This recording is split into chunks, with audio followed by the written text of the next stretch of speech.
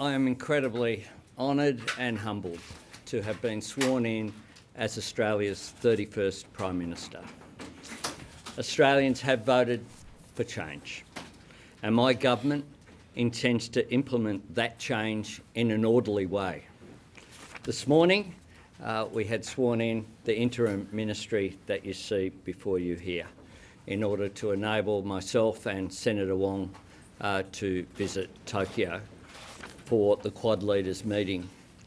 In Tokyo, we'll also have important bilateral meetings with President Biden, Prime Minister Kishida and Prime Minister Modi. I received a phone call last night and had a very fruitful and positive conversation renewing my acquaintance with President Biden. The relationship with the United States is our most important, along with our relationships in the region and our multilateral commitments as well.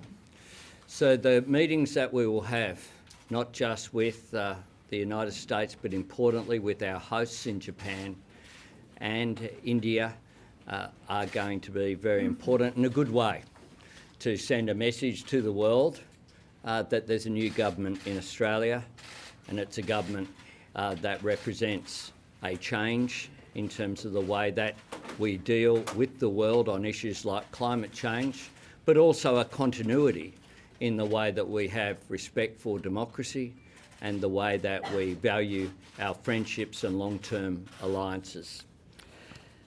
The caucus will then meet next Tuesday.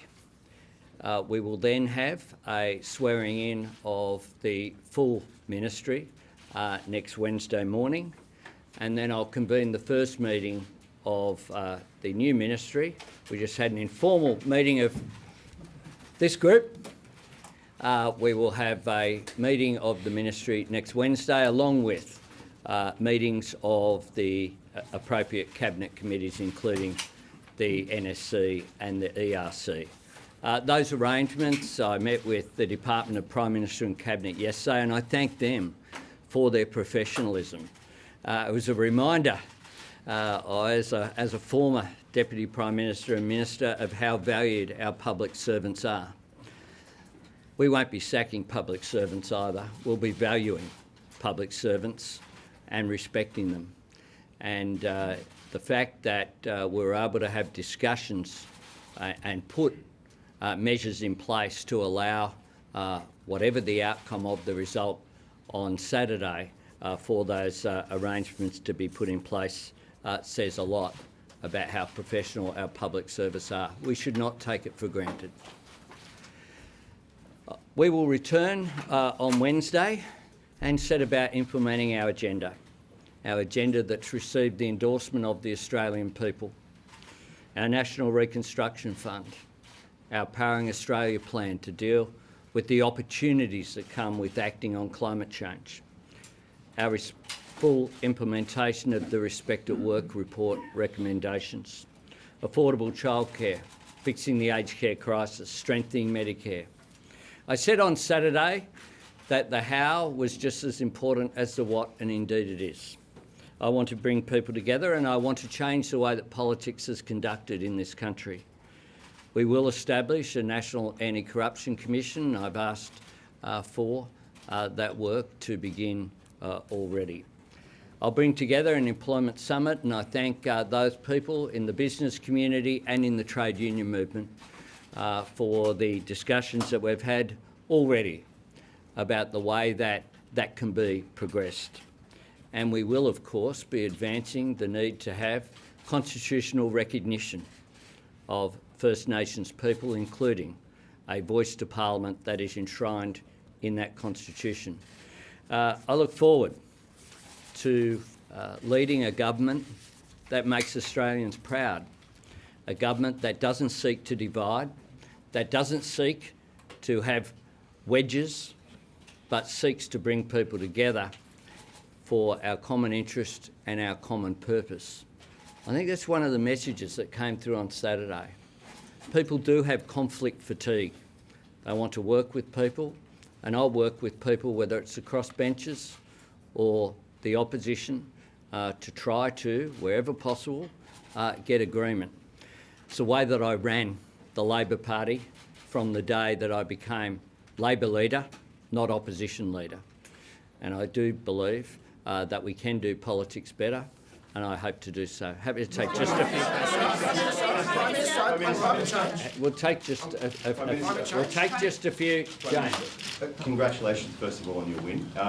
What will you do, Prime Minister? Have you had discussions already about, because you don't have a majority, have you had discussions with the crossbench and minor parties about confidence in supply?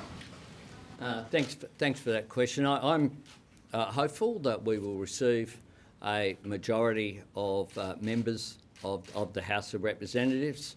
At this stage, that looks most likely, but of course counting continues. But my expectation is that we have a majority in the Labor caucus. But I have received and had discussions with the existing members of the crossbench and received confirmation from Rebecca Sharkey, Bob Katter, Andrew Wilkie, Helen Haynes and Zali Steggall that they would not support any no confidence motions against the government, and that they would also, of course, secure supply.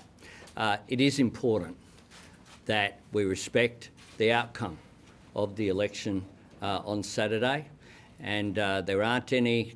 I've stuck to what I said before the election, as have they. They will consider legislation on its merits. I expect that to be the case. I will treat them with respect. Prime Minister, when do you want Parliament to resume, and how are you feeling? Are you ready? I'm ready. I've been getting ready for some time. And Parliament, I've had discussions with the Department of Prime Minister and Cabinet about a timetable. We, of course, I read in one paper this morning that the Liberal Party might have its caucus meeting if Parliament sits next week. I can confirm that Parliament won't be sitting until the writs are returned, which won't be certainly next week. Look, we will sit at some stage before the end of July. We will wait. It may well be much earlier than that. We'll await the advice of Prime Minister and Cabinet. There are a range of issues. One, there is a number of international events, some of which are public, some of which are not, which need to be accommodated.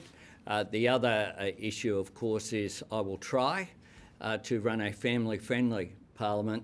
There is school holidays in July that have been pointed out as well. But we will resume Parliament in a very orderly way. Catherine.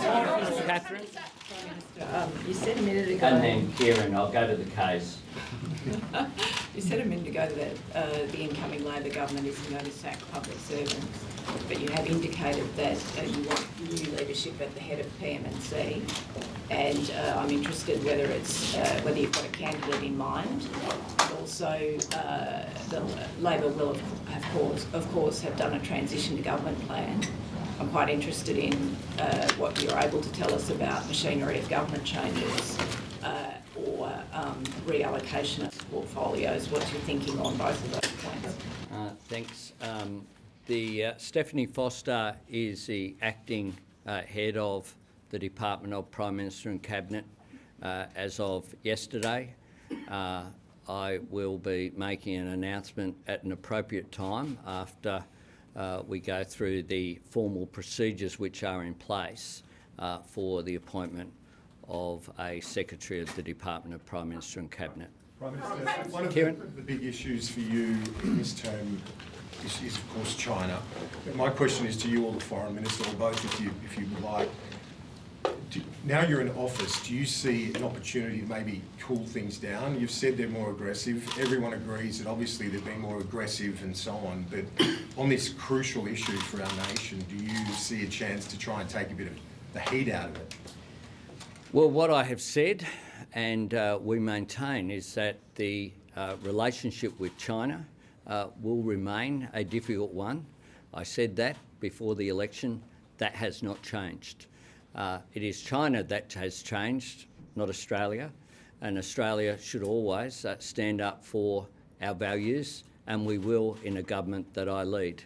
That having been said, you will not get the call earlier because you yell, okay? Like, can we just, on day one, get that clear?